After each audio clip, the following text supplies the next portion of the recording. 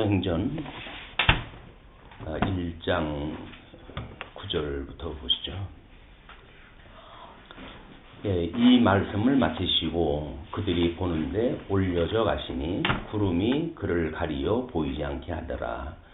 올라가실 때에 제자들이 자세히 하늘을 쳐다보고 있는데 흰옷 입은 두 사람이 그들 곁에 서서 이르되 갈릴리 사람들아 어찌하여 서서 하늘을 쳐다보느냐.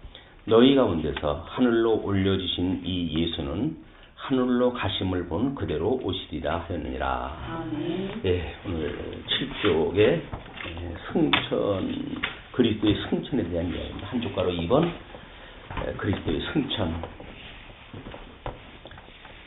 그리스도의 승천은 성경에서 부활만큼 현저하게 알려지지 않았다.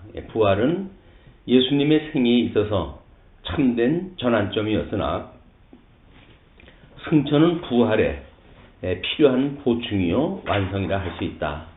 이것은 승천이 독자적 의의를 가지지 못하였다는 것은 아니다. 이에 대한 성경적 증거는 매우 충분하다. 그래서 그리스도의 승천에 대한 전말에 대한 것을 좀 이제 개괄적으로 이야기를 하는데, 우리가 구약 성경의 어떤 의미로 본다면 부활로 해가지고 예수 그리스도의 죽으심과 부활로 해가지고 뭐 십자가의 사상이라든가 이런 걸로 해가지고 봤을 때 사실은 죽으심과 부활이라고 하는 그 맥락으로 해서 복음 전체가 설명되어졌다고 생각이 들지요. 그러니까는 승천이 현저하게 알려지진 않았다 이렇게 이야기를 하는데, 지금 그 사도행전을 우리 읽었던 것처럼 예수 그리스도의 그 승천은 제사직이라고 하는 관점으로 보게 되면 죽으심과 부활과 승천 이 세 개가 사실 한 세트입니다. 제사의 3대 요소니까. 그런 맥락으로 봤을 때 이 십자가 사상이라고 하는 그것이 죽으심과 부활이라고 하는 두 가지 그 맥락에 연결되어지는 중요한 핵심인 건 사실이지만, 승천이라고 하는 부분이 강조가 되질 않음으로 해서 지금도 여전히 하나님 보좌 우편에 계시면서 주님의 몸된 교회를 친히 이루어져 가는, 그래서 어떻게 보게 되면 하나님의 그 언약이 성취되어지는 내용이 상당히 약하게 증거되어지고 있다. 그래서 서신서를 보고 우리가 스스로 그렇게 살아가겠다고 하는 이제 성도의 적용이니 이렇게 이야기를 하는데, 성경에 나와져 있는 말씀을 내가 그렇게 지켜가고 내가 이루어 간다라고 해석하기 쉬운 것이 이 승천 부분이 약화되어졌다고 하는 전제 때문에 그렇습니다. 이것이 강화가 되어지게 되면 그 승천에 계신 그리스도가 결국 하나님의 집이 완성이 되어지게 되면 모든 것들이 이제 하나님 앞에 드린 바가 되어지고, 그 이야기는 성도의 어떤 성화의 과정, 견인에 이르기까지의 성화의 과정에 대한 일이기 때문에 우리가 교회신학적으로 칭의, 하나님 앞에 의로움을 받았다라고 하는 것으로 성도의 삶이 다인 것처럼 오해되는 것도 이런 그 내용이 구체적으로 설명되지 않았기 때문에 나타나는 현상일 수도 있는 거죠. 이 견인이라고 하는 것은 승천하신 그리스도께서 성령을 보내주셔가지고 천상에서 하시는 일을 성령을 하여금 증거하시는 일이거든요. 그게 사실은 사도행전 이후 요한계시록까지의 전체적인 내용이 뭐냐면, 승천하신 그리스도께서 복음서에서 이렇게 언약했던 것, 지상사역을 하면서 언약했던 것을 당신의 몸을 통해서 이렇게 이루신다 하는 내용이기 때문에 주님의 몸된 교회에 대한 모든 그 이론 체계, 우리가 교회론이라고 볼 수도 있고 이런데, 그런 것이 강조되면 더욱 강조가 될 부분이지 약화될 이유가 없다. 그렇게 그런 맥락으로 봤을 때 지금 여기에서 이야기하는 그리스도의 승천에 대한 그 부분을 우리 맥락에서는 더 강화되어져야 될 그런 그 부분으로 보여집니다. 먼저 이제 그런 그 승천의 성질을 이야기하는데, 승천이란 중보자의 인격이 그의 인성에 의하여 땅에서부터 하늘로 유형적으로 올라가는 것이라 말할 수 있다. 이것도 이제 좀 설명을 우리가 좀 더 보충적으로 해야 될 이유가 있을 것 같아요. 그러니까 그의 인성에 의하여 땅에서부터 하늘로 유형적으로 올라가는 것이라 말할 수 있다라고 하는 그 유형이라고 하는 것이 마치 인성을 입었던 예수님의 그 몸이 그대로 승천되어지는 것처럼 우리가 보여지기 쉽죠. 그러니까 부활체라고 하는 승천의 성질이 이야기하고 있는 부활체의 성격이 무엇인가를 규명하는데 그렇게 방점을 찍어두지는 않고 있다.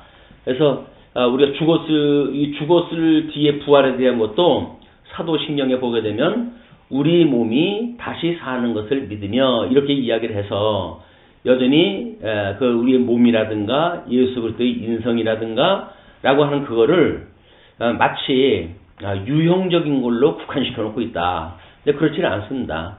예수님의 그 승천은 신령한 몸으로 해서 시공형을 초월할 수 있는 그런 그 몸이기 때문에 올라가는 그 모습을 제자들이 보았다고 해가지고 그것이 몸을 입고 있었을 때의 그 모습과 똑같이 보는 것은 오해가 있죠. 나중에 이제 천사들이 그러잖아요. 어찌하여 너희들이 하늘을 쳐다보고 있느냐.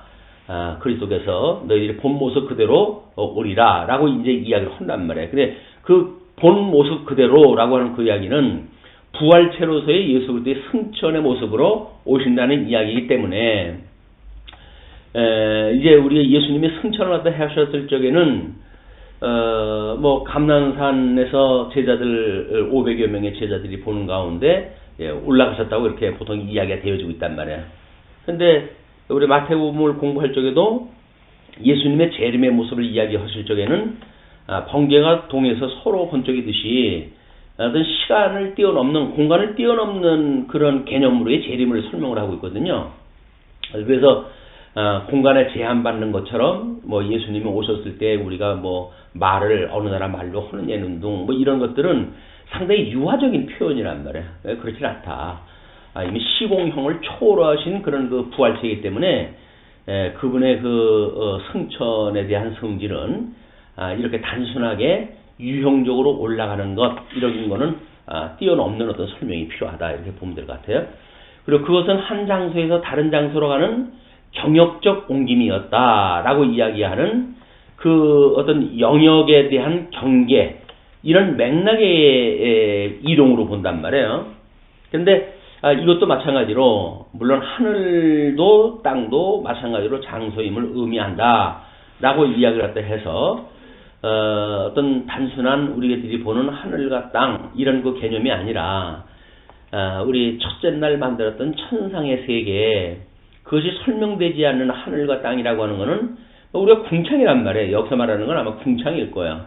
예수님이 구름을 타고 지금 올라가시는 그런 모습은 궁창을 보여주는 모습이기 때문에 우리 나중에 이제 사도들이 궁창을 여시고 하나님 보좌 우편에 계신 그리스도의 모습을 보여준다든지 이런 거의 모습을 설명하는 데 부족하다. 이 하늘이라고 하는 개념은 그래서 이 궁창 하나님이 하늘문을 여시고 라고 하는 그 궁창도 여전히 하늘이고 그리고 그 위에 땅도 하늘이고 그리고 그 위에 천지 했을 때 천도 하늘이기 때문에 이런 것이 땅은 하늘은 하나님의 보좌요 땅은 그의 발등상이라 라고 하는 3천층의 개념을 가지고 이 어떤 이 경역적 옮김이라고 하는 것도 그런 의미로 봐야 되겠죠.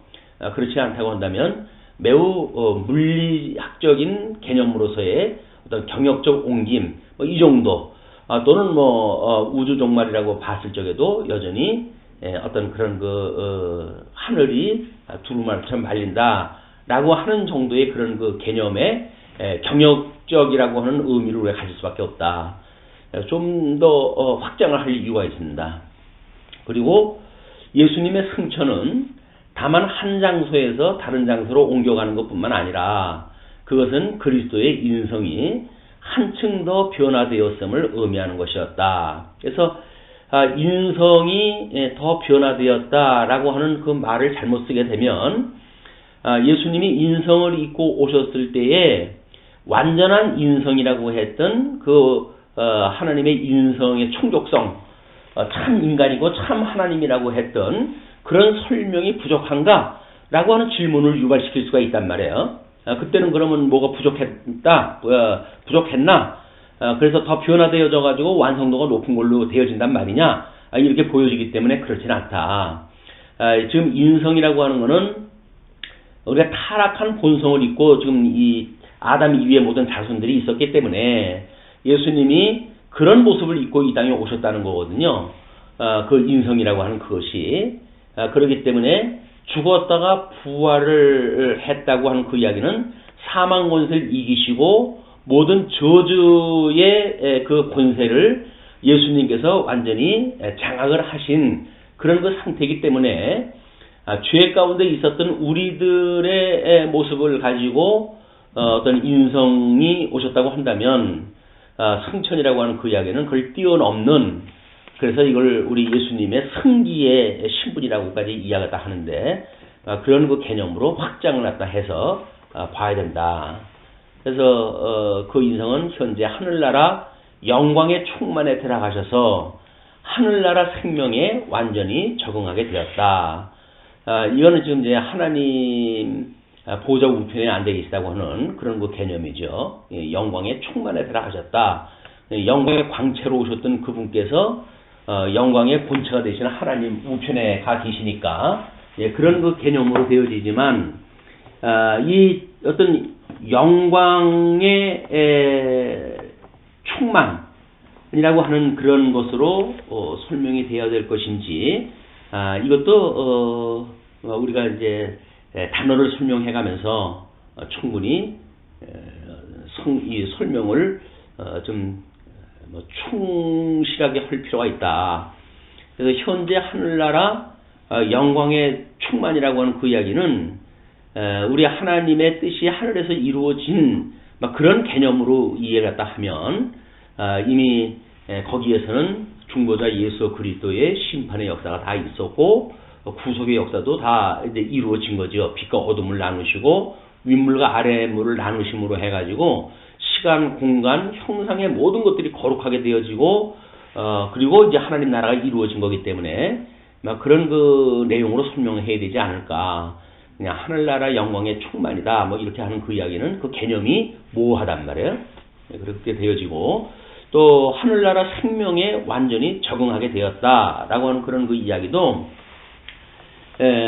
우리 하늘나라 생명이라고 하는 것은 생명의 근원 대신 하나님과 한 몸이라고 하는 그런 그 이야기인데, 그래서 그분이 나는 곧 길이요 진리요 생명으로 이 땅에 오셨단 말이에요.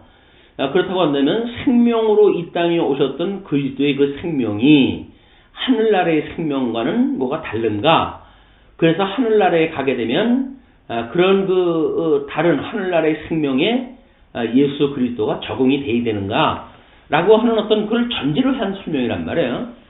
근데 사실은 생명의 본질이, 생명이란 하나님의 말씀이고 하나님의 기운으로 이루어진 거죠. 우리가 이제 그 하나님의 말씀이 그 다음에 이제 우리의 흙을 빚어 만드시고 그의 생기를 불어넣음으로 해가지고 생명이 되게 하셨으니까 하나님의 기운을 이야기를 하는 겁니다.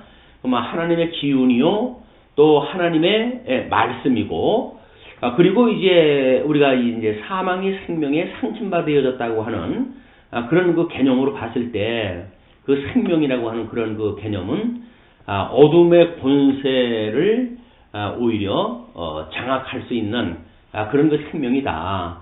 사망과 생명이 어떤 그런 상대적 개념이 아니라, 생명과 사망은 상대적 개념이 아니라 사망이 생명에 상침받아지는 이론론적으로 표현되어지는 그런 생명이기 때문에 마치 생명과 사망이 상대적 개념으로 설명되어지기 쉽단 말이에요. 그러나 이제 우리가 이 어둠의 땅에서 어둠의 권세를 이야기할 적에는 사망의 권세와 생명의 권세가 나눠가지고 설명이 되어지겠죠. 그러나 승리하셔서 하나님의 온전한 나라가 이루어질 적에는 하나님의 그런 그 생명이라고 하는 것은, 예수 그리스도의 생명은 사망 권세가 장악되어진 그런 생명을 이야기한다. 그래서 우리가 지금 계시세계 속에서 보고 있는 그런 생명과는 다른 방식으로 설명이 필요하다. 왜냐하면 지금 계시세계 속에서는 생명과 사망을 상대적 개념으로 설명하다 해 나가니까 어떻게 이제 그 그리스도의 십자가 사건으로 해가지고 사망 것을 이겼을 때로부터 이미 예수 그리스도의 그 권능이라든가 뭐 이런 것들은 사망의 생명에 상심받아여진 그런 통합적 생명이다. 이렇게 이제 이해가 더 하시면 좋을 것 같아요. 그러나 그렇게 만만하게 우리가 이제 그 개념이 정리가 되지는 않습니다. 그러나 이게 상대적으로 해가지고 여전히 사망에 우리가 속하게 되어진다든지 이런 것이 아니다. 그래서 우리가 믿음으로 사람이 이 성도가 살아간다는 이야기는 우리가 믿음으로 의인은 오직 믿음으로 말미암아 산다고 그랬는데 그 믿음으로 사는 사람들이 이 사망을 대하는 것은 상대적 개념이 아니라 사망의 권세와 맞서 가지고 우리가 살아가는 그런 그 일이다. 그래서 사도 바울이 내가 죽으나 살아있으나 다 나한테는 좋다. 그러나 내가 만약에 죽게 되어지게 되면 하나님 나라 가니까 좋고 여기 있다고 한다면 너희들에게 복음을 증거할 수 있는 일이 되어지기 때문에 좋다. 라고 하는 이런 그 개념으로 설명이 되어지기 때문에 이제 이 땅에 있는 계시되어져 있는 세계 속에서 생명을 가지고 있다고 하는 개념이 무엇인지 또는 하나님 나라 가서 영원한 생명을 가지고 있다는 것이 무엇인지 이것이 좀 포괄적으로 설명이 되어야 되지 않을까 이런 생각이 듭니다. 근데 이런 것들이 어떻게 보게 되면 개념적인 설명 아니에요. 이 개념적인 설명은 외운다고 되어지는 것도 아닙니다. 또 설명을 듣는다고 해서 금방 되어지는 것도 아니에요. 무한한 반복적인 이런 우리들의 이제 그 이야기, 생각의 정리 이런 걸 통해 가지고 나름대로 개념이 정리가 되어져 가는 일이기 때문에 강론 한번 들어가지고 뭘 안다든지 그런 그 개념이 아니에요. 끊임없이 우리가 말씀을 묵상하고 그런 가운데 이런 개념이 확고하게 되어진다. 성경을 우리가 마주보는 것 같이 이제 지금은 마치 거울을 보는 것 같이 희미하나 온전한 것이 올 때에는 하나님을 마주보는 것 같이 분명하게 보여진다고 이렇게 이야기하는 개념이 이런 개념이죠. 성경을 완전히 이루어진 거는 우리 95년에 성경이 다 기록이 되어졌지만 그것이 한 권의 책으로 완성되어진 거는 397년이죠. 그리고 그것이 한 권의 논리로 설명되어진 것은 1947년에 이게 만들어졌기 때문에 1647년에 만들어졌기 때문에 이제 21세기에 와가지고 통섭적으로 그걸 하나의 논리로 풀어내고 이런 어떤 성경관의 진전적인 발전에 따라 가지고 개념이 달라집니다. 우리가 지금 보고 있는 그 개념이 아마 그 최신 정보에 의한 그런 그가 아닐까 이런 생각이 들어요. 그래서 구속사적인 개념으로 막연하게 이제 이런 걸 부활을 이야기하고 성천을 이야기하고 이렇게 이야기했을 때 그분이 알고 있는 개념들은 대부분 육적 개념으로 이해가 다 하고 있어요. 그렇기 때문에 이 땅에서 예수님 예배를 드리는 모습도 그렇게 눈에 보이는 것, 시공형적인 제한되는 형식을 자꾸 추구하게 되어진단 말이에요. 그러나 이제 그걸 뛰어넘게 되어지면 시공을 뛰어넘는 방법으로 우리가 예배를 드리게 되어진다. 그것이 이제 신령한 예배고 그렇죠. 장소에 매인다든지 시간에 매인다든지 하는 걸 뛰어넘을 수 있는 이런 개념은 이런 개념이 점점 확장되어졌을 때 가능한 일이다. 그런 걸 알지 못하는 사람들한테 예를 들어서 개념만 간단히 설명을 하고 그래서 설명을 하게 되어지게 되면 신령성이 배제되어진 어떤 형식 논리에 우리가 빠져가지고 연보가 아무것도 아니라는 둥 무슨 우리가 예수 그리스도의 구속에 대한 것이 별게 아니라는 둥 이런 이제 아주 잘못되어져 있는 신앙에 빠져버리게 되어져서 좀 더 진지한 신앙생활을 할 수 있는 길이 원천적으로 봉쇄가 되어지는 것도 경계해야 될 일이다. 다음에 이제 루터파의 승천관입니다. 루터파의 승천관은 개혁파의 승천관과는 다르다. 그들은 승천을 경역적 옮김으로 보지 않고 한 상태의 변화로 간주하였다. 다시 말하면 그리스도의 인성이 성육신 때에 부여받은 신적 완전성을 충분히 향유하고 행사하게 되었기 때문에 인성이 영원히 편재하게 되었다는 것이다. 이제 그 루터파의 그 승천관이라고 하는 것이 그래서 어떤 경역적 옮김, 만약에 이 시간 세계, 시공형에 제한되어진 세계로부터 영원한 세계로의 옮김이라고 하는 이런 개념으로 이제 그걸 보지는 않고 그냥 단순히 상태의 변화다 이렇게 봤다는 거예요. 그 상태의 변화가 성육신 할 때 부여받은 이런 완전성을 충분히 향유하고 행사했기 때문에 그런 개념으로 해서 영혼이 편재하고 있다. 그냥 다르게 변화가 되어지는 것이 없다라고 보는 거죠. 이 경역적 옮김이라고 하는 것은 뭔가 시공형적인 것으로부터 영원한 것으로의 변화를 이야기한다면 이 루터파의 그런 그 개념은 그냥 이 땅에 오셨을 때 입었던 인성이 영원한 그런 그 세계 속에서 똑같은 개념으로 이해를 하고 있다. 그렇기 때문에 이제 루터파에서 이제 그 성찬식을 갖다 할 때에 공제설을 이야기하는 것도 그런 개념이에요.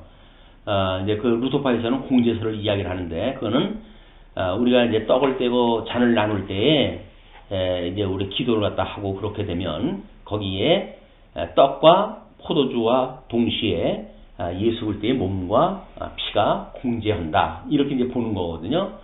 편만해 있다고 하는 개념 때문에 그런 발상이 나타나는 겁니다.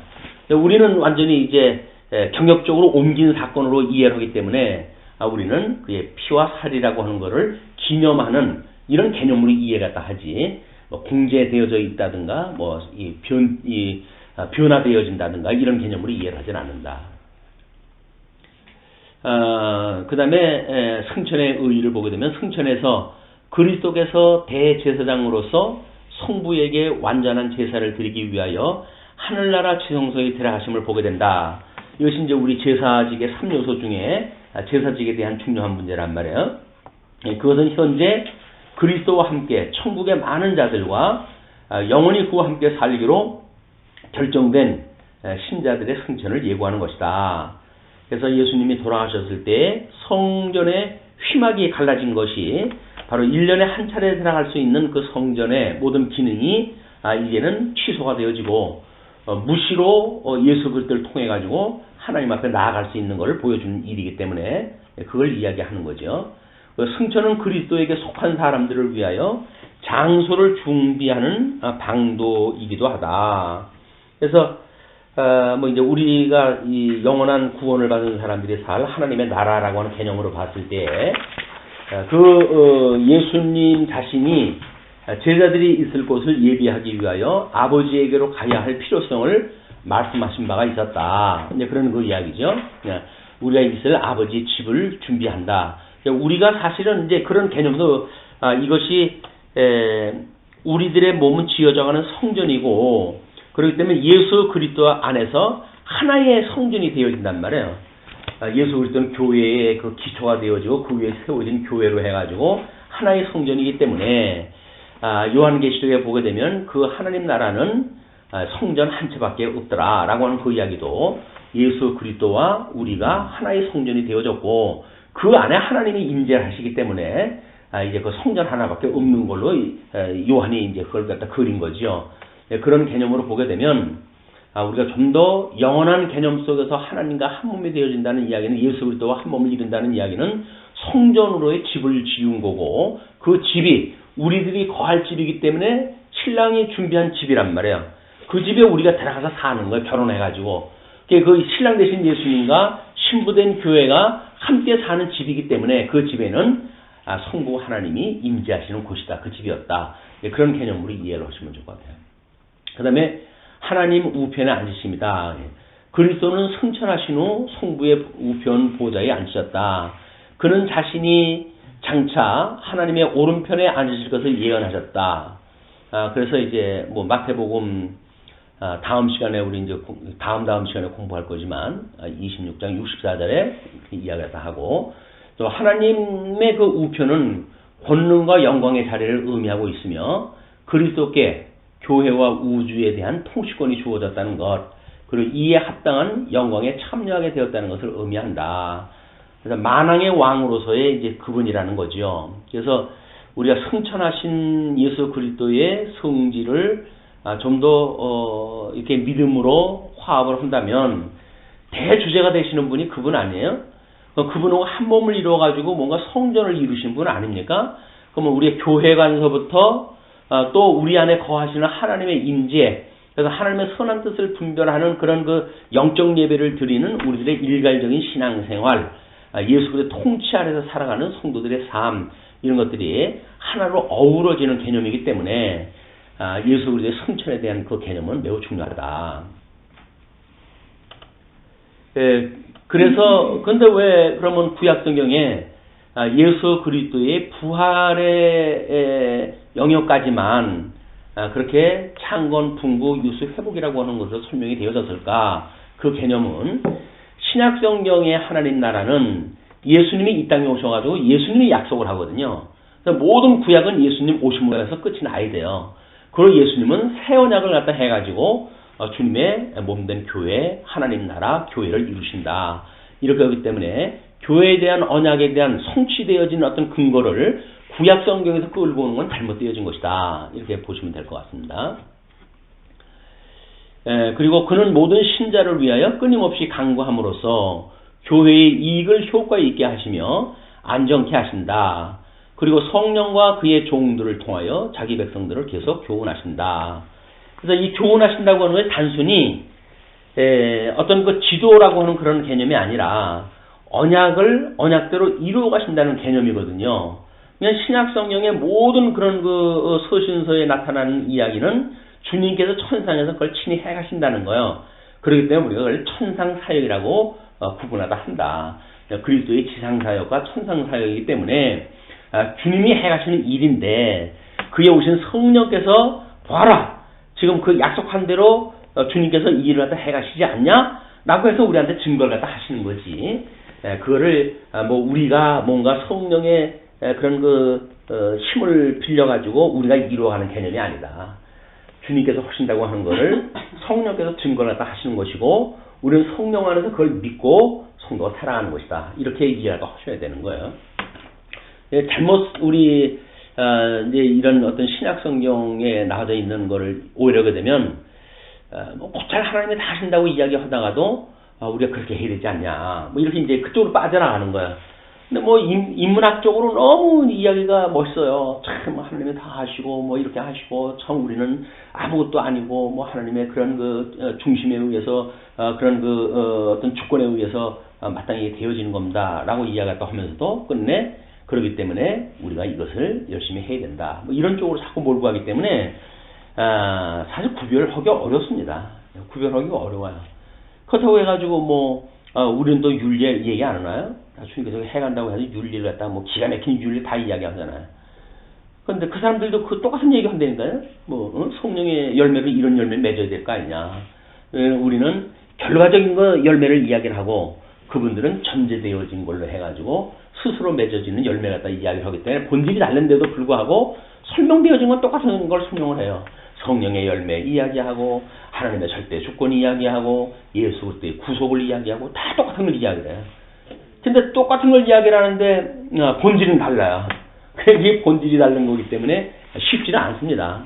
그걸 보여주고 이렇게 하는 거야 라고 한다면 그 얘기가 그 얘기지 뭐 이렇게 가지고 또 하기 때문에 쉽게 말도 안 들으려고 그래요. 이건 어쩔 수 없이 복 있는 사람만 그것이 믿어져서 믿음으로 우리가 살게 되어지는 거다. 그래서 하나님의 절대 주권적 사역에 우리 개인적인 믿음이 화합을 갖다 해가지고 결국 하나님의 그런 그 놀라운 은혜에 우리가 참여하게 되어진다. 다음 한쪽가로 4번입니다. 거기에 그리스도의 유형적 귀환이라고 이렇게 이야기를 했어요. 그리스도의 승기의 최고 단계는 그가 심판주의 자격으로 오시기까지는 달성되지 않는다. 그는 그것을 특별한 대권이라고 하셨다.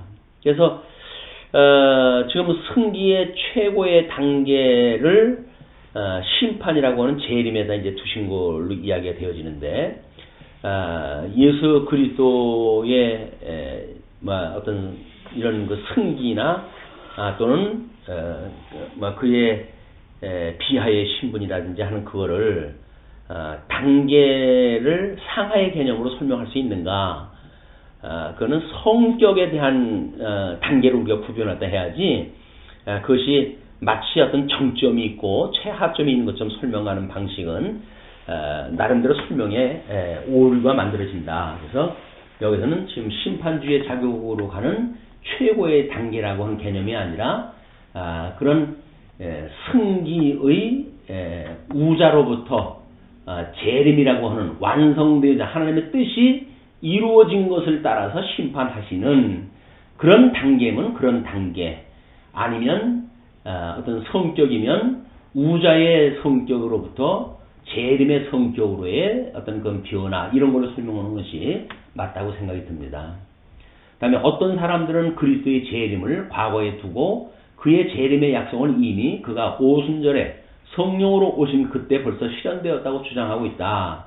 그러나 이것은 영적이며 무형적인 강림이었다. 이런 것들이 오해해가지고 지금도 이제 우리 보혜사 성령으로 오셨다고 하는 사람들, 재림주로 왔다고 하는 사람들이 이단으로 정제되어지면서 지금 한국 교회를 오염시키고 있는 거예요. 그래서 하나님의 교회 같은 경우에도 이미 재림주로 왔다는 거예요. 이제 그 사람이. 그래가지고 이제 지금도 그 사람들은 유월절을 지키고 그 유월절을 지킬 때 뭐 제자들의 발을 씻겨주는 모습을 그대로 재현했다 하고 여자들은 또 수건을 쓰고 예배를 드리고 하는데 뭐 교세가 좀 말도 못합니다. 신천지보다 더 지금 확장되어지고 있다고 그러죠. 근데 이런 것이 구약적인 어떤 모습을 통해 가지고 그런 걸 연출하다 하기 때문에 많은 사람들이 실감을 하기가 좋잖아요. 뭐 섬기라 그러는데 발을 씻겨주고 이런 걸 어디서 해봐요. 근데 그 교회에서 그런 걸 다 하고 또 여자들은 한쪽에 앉아서 전부 하얀 이제 그 모자를 쓰고 그 이제 그 가운을 쓰고 있기 때문에 그렇게 뭐 아주 정말 성결하게 보일 수가 없어요. 그러니까 눈에 보이는 걸 관심으로 해가지고 교회 생활을 해가는 데는 조심하게 해야 된다. 왜 개혁교회가 교회에 그림 하나를 그리지 않고 붙이질 않고 민 그 벽을 갖다가 유지를 갖다 했는가? 그런 그 이야기는 눈에 보이는 것에 사람들이 빠져들기 때문에 그런 거거든요. 그래서 이 개신교의 어떤 교회 창문에 뭐 글라스 같은 것도 그런 거 안 하는 그것이 그런 이유예요. 천주교에서는 그걸 전부 형상을 갖다 해가지고 예수님이 뭐 오실 때도 잉태로부터 해가지고 십자가에 죽으신 것까지 전부 그 모형을 만들어 놓고 그러잖아요. 그런 것들이 상당히 어떤 사람들의 그 유형적 그런 그것에 미혹되기가 쉽기 때문에 그걸 조심하다 해야 된다. 근데 예수님이 이제 그렇게 재림주로 왔다고 했을 때 재림주로 온 사람이 우리나라 사람이란 말이에요. 그러니까 우리나라 사람인데 자기가 재림주라고 그러는 거예요. 근데 구약 성경에 나타난 그런 모습을 가지고 이야기를 했다 하니까 그 몸뚱아리를 가지고 있는 그걸 우리가 그대로 믿게 되어지는 거예요. 그 사람이 죽었는데도 불구하고 또 그 뭐 여자 부인이 또 뭐 자기가 뭐 엄마래나 어쨌든 엄마 할머니래나 얼마 그 하나님이래나 해가지고 지금 이제 하고 있고 그런데 이런 것들이 그런 장난거리에 사람들이 빠져들어간다. 그리고 우리 신천지의 이만희 씨도 마찬가지예요. 자기가 그 보혜사라는 거예요. 보혜사. 첫 단계 보혜사지. 그 보혜사 안에 말씀이 임재함으로 해가지고 자기가 재림주로 해가지고 이제 그 설명하다 해가고 그렇습니다. 이런 것들이 전부 눈에 보이는 거를 이렇게 같은 형이하학적 그림으로 그려나가다 보니까 이런 오해가 만들어진다. 성경은 분명히 우리에게 그리스도의 육체적이며 유형적인 강림을 기다리라고 가르치고 있다. 이런 그 육체적이고 유형적인 강림이라고 하는 그거를 아까 이제 그 성질에서 있었던 것처럼, 승천의 성질에서 있었던 것처럼, 단순한 같은 육체라고 하는 개념으로 이해하게 되면, 이제 우리가 죽을 때에도 육체의 부활을 믿잖아요. 그렇기 때문에 왜 기독교가 화장을 허락을 하지 않았냐면, 부활을 갖다 하게 되면, 우리 무덤이 열리게 되면 우리 몸이 이제 부활을 하고 뭐 그런다고 믿기 때문에 그런 그 일이 만들어지는 겁니다. 예수님이 재림하셨을 때 그 나타나는 현상은 그 재생이라고 하는 개념이에요. 나사로가 무덤 속에 있던 나사로가 예수님에 의해서 살아날 수 있었던 것처럼 이때 예수님이 오셨을 때에 뭐 이런 변화되어지는 그런 그 양상들은 재생의 개념이다. 그래서 천년왕국이 끝나게 되어지고 뭐 이렇게 되어지면 뭐 이거 순교를 왔다 하고 어둠을 넘어가지고 부활했던 사람들은 부활체로 살아가지만 그렇지 않은 사람들은 다시 천년왕국이 끝나게 되면 곧 그 전쟁을 통해 가지고 또 다 망하자 망하게 되어지는 그런 그 일이 있게 되어진다. 예수 그리스도의 재림은 세계의 심판과 자기 백성의 구원을 완성케 할 목적 때문에 있는 것이다. 재림은 세계의 심판, 이제 우주적 심판을 이야기를 하는 거고, 자기 백성의 구원의 완성이라고 하는 것은 이제 인간 구원에 대한 완성을 이야기를 하는 거죠. 천국과 지옥을 이룬다라고 이야기를 하는데, 목적이 세계의 심판과 자기 백성의 구원이라고 하는 그거는 이제 심판주로 오시기 때문에 그런 것이 필요해요. 그러나 예수님의 재림이 심판으로 끝나는 것이 아니라 이제 예수님의 재림 이후에 천년왕국이 있고, 또 잠시 사단을 놓아줌으로 해가지고 미혹이 되어지고, 천년왕국이 끝나게 되면 곡전쟁이 일어나고, 그렇게 하고 이제 백보자 심판이 이루어지기 때문에 이런 일들은 어떤 세계의 심판이라든가 자기 백성의 구원이라고 하는 아담을 만드시고 약속하셨던 그 내용의 완성 단계로 이제 보는 거죠. 성취 단계로. 그러나 예수님이 우리들에게 천상계를 다 지으시고 하나님의 뜻이 하늘에서와 같이 땅에서도 이루어지게 하소서라고 하는 우리들의 개념으로 보게 되면 천상계에서 이루어진 뜻이 천하계의 계시의 완성으로 다 되어지는 것으로 설명이 되어야 됩니다. 그렇기 때문에 이거는 심판이라든가 어떤 이 땅에서 보여주는 그런 개념에다가 궁극적인 목적을 둘 수가 없는 거야. 더 상위의 개념으로 가게 되면 하늘의 뜻이 이 땅에서 이루어진다.